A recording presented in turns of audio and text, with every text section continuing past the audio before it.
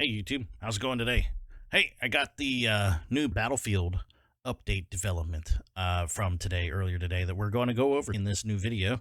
I'm just going to briefly touch on a couple of the things that they talked about and give my take on what I think's going on, and we'll see how you feel about everything down in the comments after this video is posted. So make sure you stay tuned all the way through so we can get all the info and unwrap everything here that's in this trailer. So their first order of business is they're going to go over these four core things that they're going to cover in their new update. First thing being the core gameplay. The gameplay, they're going to change up the specialists. They're bringing back the class system, and they're going to tie the specialists into those class systems. And they're going to have a 4-class system breakdown they'll show here in a minute. Each of these specialists fall under a specific class, and they plan on adding more classes depending on the feedback. Leave comments and let us know what you think of this idea. I think it's a good idea.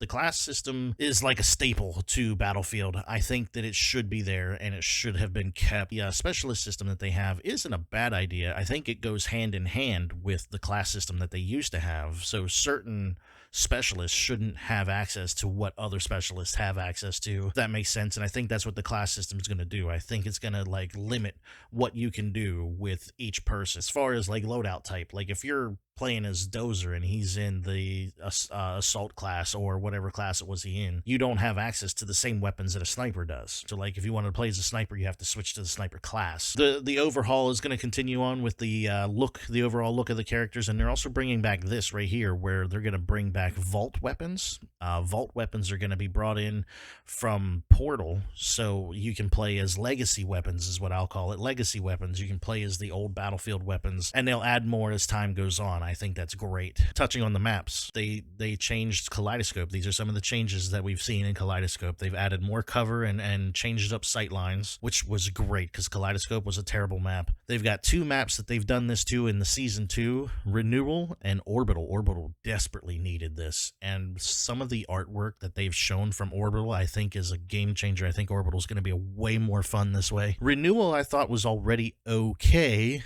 Desert Side probably needed a little bit of work, which they've got going on here. But otherwise, I was kind of okay with Renewal. I didn't think it needed a whole lot, but the stuff they've done here is huge. I mean, this right here, the desert, they added some pathways with higher rock faces.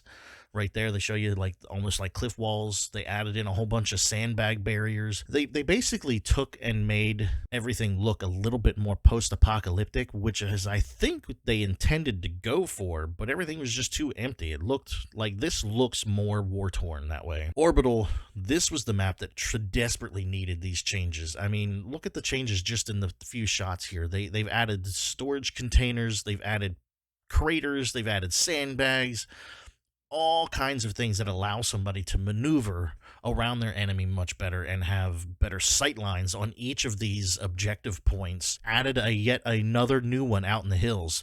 This one here, this is a new objective point, which is going to be pretty cool because this map was pretty large, and giving more is more to fight for is, I think, a good idea. And these barriers in the roads are meant to help slow down vehicles, so vehicles can't just fly across the map to one side or the other. This right here is a game changer because I avoided this tunnel, and that actually gave you more tunnels and more access points to get into that tunnel. These craters are great for getting into and avoiding fire. Might not help you much with that skyscraper, but I mean, all of this looks great. This is a much better step in the correct direction that they wanted to take this game in.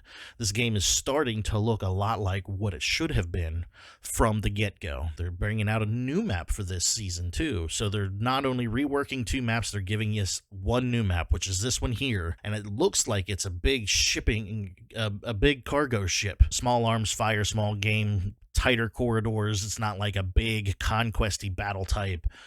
I think a lot of people are going to really enjoy that map.